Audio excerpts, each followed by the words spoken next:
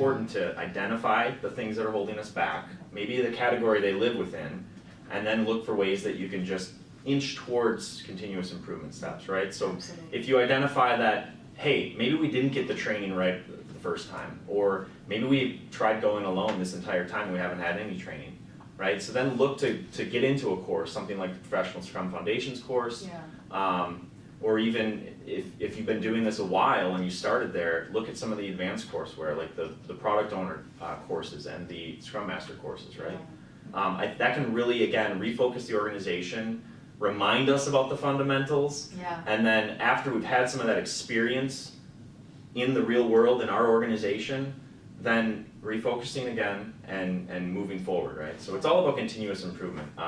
It's normal that we're going to get to a point and feel stuck. Like that's just change in general. It's hard.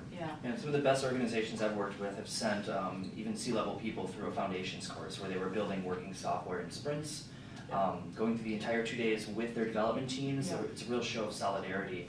Yeah, and you get your most buy-in by getting the breadth of training across the organization, right? Absolutely. Very similar organizations. When I've been able to train hundreds of people up to the C-suite, there's just this magical thing that happens when everybody is like walking around the halls the next week, and they've all heard the same message and experienced the same thing in the training class. Absolutely. One other class that I always recommend to the managers especially is our Professional Scrum Master class, because to me all the managers and leaders in the organizations are coaches.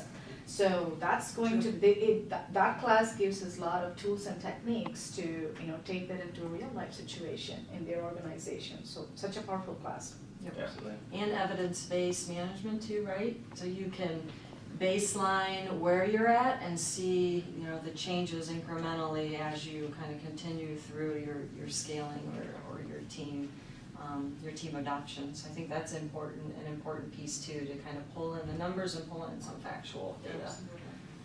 So change is hard, buy-in is important, and management support is absolutely needed. We're not all unique snowflakes. Fundamentals, Fundamentals. Understand the fundamentals, right? And be transparent about it. Be transparent about it because you don't want to hide that change is hard.